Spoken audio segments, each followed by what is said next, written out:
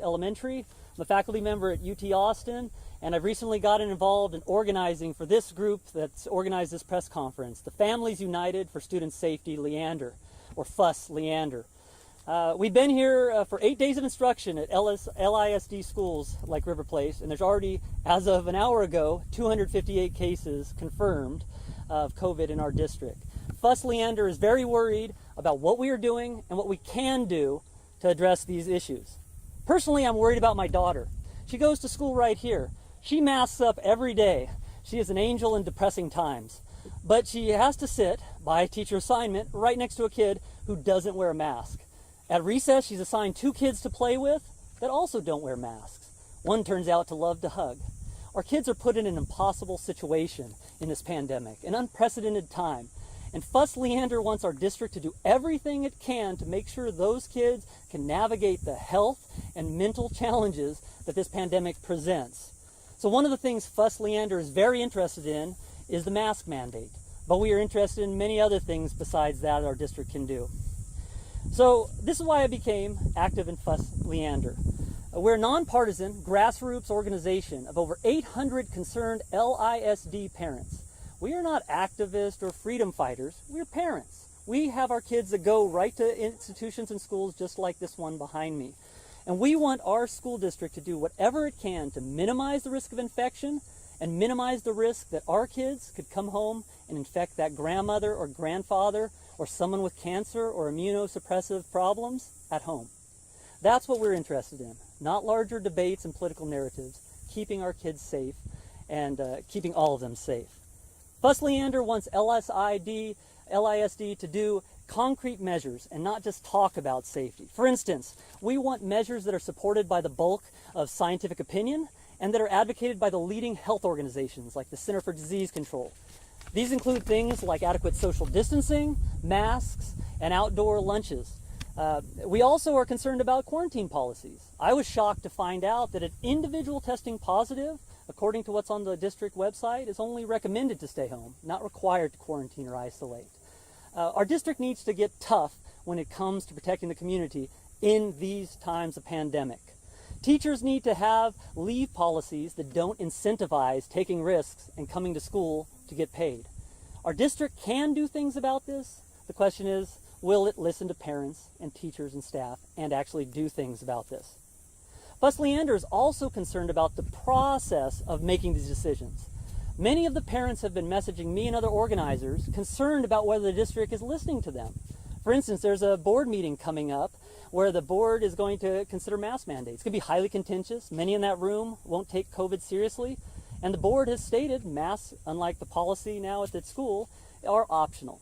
So the parents are very concerned about the physical safety and the health safety at this meeting. So far we've heard no interest from the district in responding to this. Even for today's press conference, the district has made a stand in this grassy field instead of doing it on the sidewalk or even sitting in the shade before the event. The district needs to treat parents and their concerns seriously. This is a time that we need to all come together and fight the common enemy of COVID-19. We need creativity, we need compassion, and we need caring. Now, I know much of the discourse about masks is driven by the idea that freedom's at stake or some larger political narrative. At FUS Leander, we try ardently to stay out of the political debates. We care about children's safety. And one of the things we try to emphasize is that the choice of masking is a choice to limit your freedom to breathe without a minor restriction of a mask for the care of others. So that's what I try to tell people that are incredulous at our message. Do you want me to hurt my parental choice? And what FUS Leander tries to stress to them is that parental choice is always limited. You can't choose to not buckle up your child. You can't choose send your kid to school with a machete that they could poke people with. And that's effectively what we're doing when we let parents opt out for any reason and send their kid as that machete of a disease-spreading cougher and sneezer. We know how kids are, right? So FUS Leander wants the district to take very seriously the recommendations of CDC and other organizations to try to get as many masks in school, try to have other policies that encourage quarantining and isolation, and to do what they can to communicate with parents to make this school the safest school district around. Thank you for attending this and listening to our message, and I hope the board will also take our concerns as parents seriously. Our next speaker will be Father Justin Yon. my own pastor at St. Luke's on the Lake Episcopal Church down the way, speaking about masks and the issues of caring. Thank you, Scott. Thank you, everybody, for being here. It's an interesting thing I get to talk about. I don't miss an opportunity to talk about love and care of your neighbor. As a Christian pastor, I'm often reminded of the words of St. Paul when he tells us, when he's talking to the church in Philippi, do nothing out of selfish ambition or vain conceit. Rather, in humility, value others above yourselves, not looking to your own interest, but each of you to the interest of others. I have to imagine that when our founding fathers wrote the Declaration of Independence, where they say, we hold these truths to be self-evident that all men are created equal, that they are endowed by their Creator with certain unalienable rights, that among these are life, liberty, and the pursuit of happiness. I must imagine that when they understood liberty, they understood it in the context of St. Paul. And liberty in Christianity is a statement, it's a way of being that is not all selfish. You're actually enslaved to your neighbor. You're free in God's love and enslaved to your neighbor. So when I think about how we care for one another, not just in wearing masks and doing things to keep each other safe and healthy, also in how we communicate with one another. It seems that during this pandemic, a lot of fear and foreboding has driven communication and behavior by so many. Instead of talking about what scares us and leaning on one another, we end up pulling ourselves apart. And that's not the community of St. Luke's on the Lake Episcopal Church where I pastor. It's not our relationship with River Place here as we do their backpack program. We try to abound in God's love. We try to recognize that we are all unique in God's own eyes. And as a Christian pastor, it pains me to see the way things are going down today, with the way people are treating one another, the way people are talking to one another. The fact that Scott mentioned this board meeting tonight as something that might be so contentious, when I'd like to imagine that we can come together and listen to our differences. Martin Luther King tells us, people fail to get along because they fear each other. They fear each other because they don't know each other. They don't know each other because they have not communicated with each other. Communication is going to be key for us to get through this. If we're going to teach our younger generations to care for one another and to love one another, we have to introduce them to the idea that their decisions have effects on others, that not wearing a mask could potentially affect somebody else. And to all the adults on all sides of this issue, which I understand and appreciate the complexity of it, that we must care deeply for one another and listen to each other out of a great deal of respect. As we like to say in the Episcopal Church, respecting the dignity of every human being. And I'll leave us with this final quote from Martin Luther King Jr., who says things so much better than me. All men are caught in an inescapable network of mutuality, tied to a single garment of destiny. Whatever affects one directly affects all indirectly. Our actions matter. Our lack of action matters. Whether we like it or not, we've heard this from the beginning of this pandemic, we are in it together. And we must realize that being in it together means we are in it together, and that our actions do have consequences with those around us. Thank you. And now I'm going to invite Celeste Knight, who is a parent and healthcare worker, up to speak.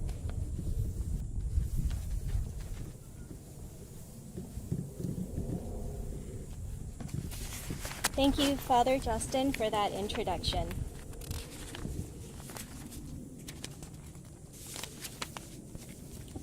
Good morning. My name is Celeste Knight.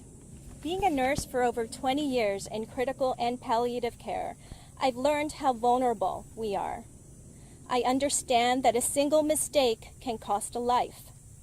I have witnessed the terrified face of a 7-year-old fighting for his next breath just minutes before a metal blade is inserted into his throat. I have held a mother's hand as she told us to stop resuscitating her 5-year-old son. I have placed a cold washcloth on the forehead of a 17-year-old vomiting after seeing his 12-year-old brother on a ventilator with multiple drips sustaining what little life he had left. I have shed tears with colleagues as a mother threw herself over a 21-year-old daughter after we've done all we can to save her. Strange as it may sound, my patients were lucky, because at that time there was an ICU bed available for them. I wish I could say the same for all the patients in need of one in our community. When hospitals fill up, resources stretch thin, and that affects all patients, not just the ones with COVID-19. Take, for example, your grandfather who is having a stroke or your mother who suffered a heart attack. It's nearly impossible to provide them the quality care they deserve when hospitals are full. My husband died last year during the first surge of the pandemic in New York City. While he did not die of COVID, his death was a direct consequence of a hospital system so hopelessly overwhelmed it was brought down to its knees. There simply were not enough resources available to provide the care he so desperately needed. On April 17, 2020, Jake did not die of COVID. He died because of it. Jake was 48 years old. A recent peer-reviewed study analyzed the community spread of COVID in 15 states before and after mask mandates were enacted.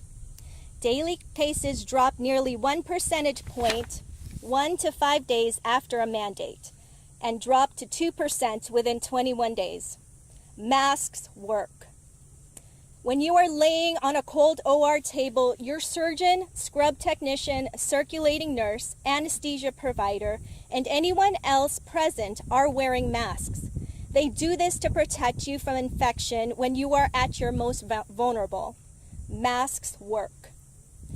My son is a 6th grader in the Leander School District. He is too young to be vaccinated, and masks are one of the few protections he has against this virus. As I see the rising cases of COVID in our community, especially in our pediatric population, I understand firsthand the unimaginable pain, fear, frustration, and grief those poor children, their families, and their loved ones are going through. This is happening right here, right now. I'm asking you, as a registered nurse, a grieving widow, and a concerned parent, when making important decisions regarding masks in schools, please ask yourself, am I doing all I can to protect our children and our community? Thank you. Our next speaker is Jacob Charles. He's a 5th grader from Leander ISD.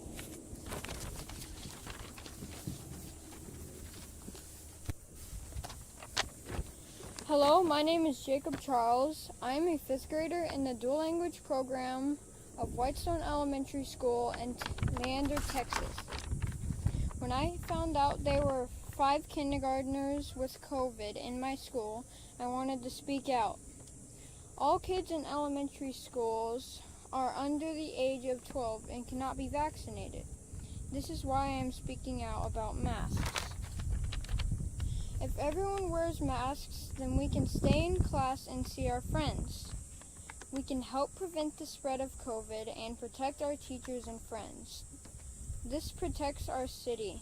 Everyone, please get vaccinated and wear a mask. Thank you. Wait.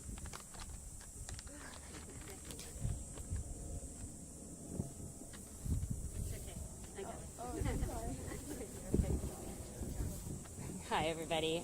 My name is Lana Hansen. I am the president and co-founder of Safe Schools for All here that was founded in Austin. I am also a mother, and that's what brings me here today, of 2 children that are under the age of 12 that attend public schools here in the Austin School District.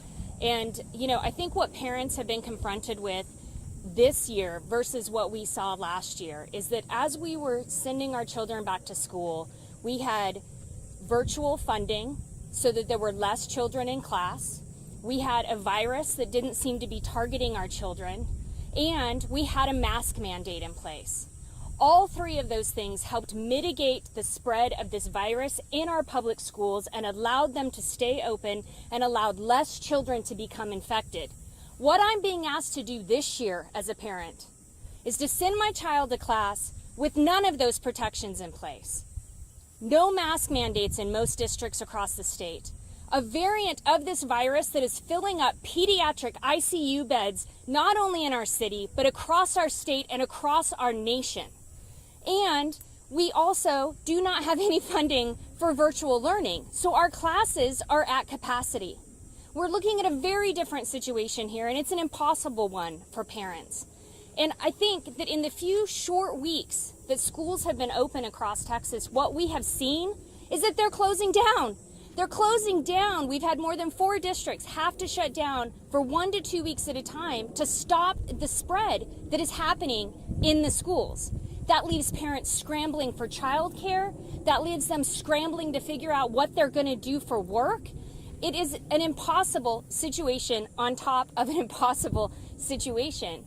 And so what we're asking for here is that we take all the tools in the toolbox that we have to protect our schools, to protect our teachers, to protect our kids, to do what we can to stop the spread of this virus in a community that is currently in stage 5.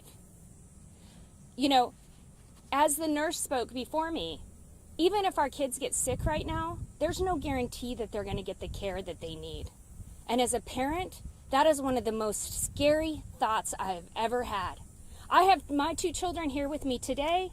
My daughter's over there climbing a tree, and I had to say to her, please be real careful, because if you fall and break your arm, I'm not sure that we'll be able to get the care that you need in a timely manner. And that's just the reality that we're living in right now, that we don't need to live in. What we need is to trust the elected officials at the local level that we put in office to protect our communities. We need them to make the decisions, the hard decisions, to take care of our families and our children. And so we would like to ask the Leander ISD to please vote for a mask mandate. This is an opportunity for us to come together as a village, right? I wear a mask, it protects you. You wear a mask, it protects me. Let's teach our children the same. And let's not have to question whether we did enough. Let's just get it done. And then once the numbers start going down, let's reevaluate. But for now, this seems imperative. So thank you, everybody, for being here today. We really appreciate it. And Patricia, I'd like to invite you to the podium.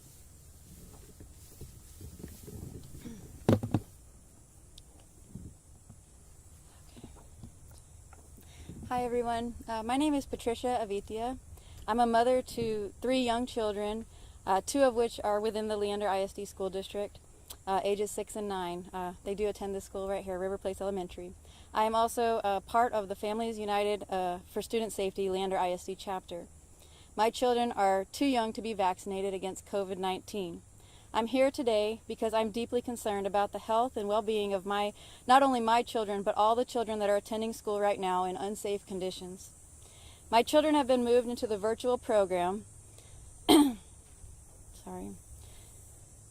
because I do not feel that the schools are providing a safe learning environment. We are thankful that we have the option to do virtual, although this creates another hardship for our family as we try to juggle demanding work schedules along with online schooling. My children deserve to be able to learn in person, yet the school is failing to take proper measures to keep them safe from COVID. Recently, LISD made the announcement that they were going to mandate masks. What we thought was a move in the right direction really turned out to be the school district trying to appease both sides of this unfortunately controversial subject of mask mandates. Along with the mask mandate, LISD put out an opt-out form in which anyone can choose to sign. We know that requiring masks is just one piece of the puzzle in reducing the spread of COVID within the school.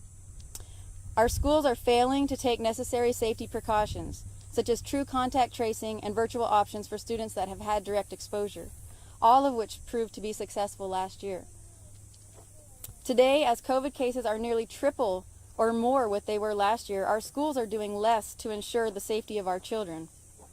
I refuse to send my children back to in-person school until I can be assured that LISD is doing everything in its power to offer the most protection against this virus. We are asking our district leaders to step up and do the right thing for our community and for our children. We want our children to learn in person. We want the students and staff to stay healthy, and we want this school year to be successful. This will not happen if the appropriate changes are not made immediately. Masks must be required for all unless there is a medical necessity to say that they cannot. And more safety protocols need to be put back into place. Thank you all for listening to us today, and thank you all for speaking today. Thank you so much.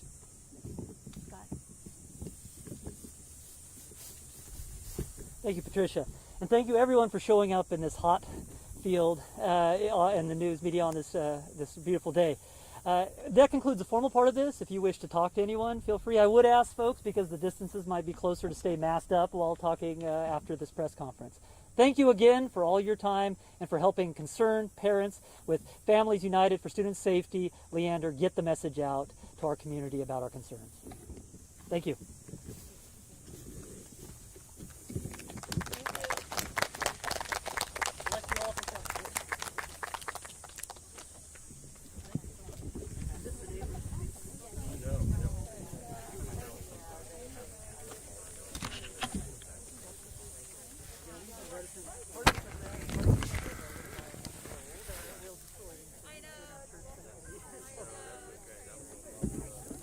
Right.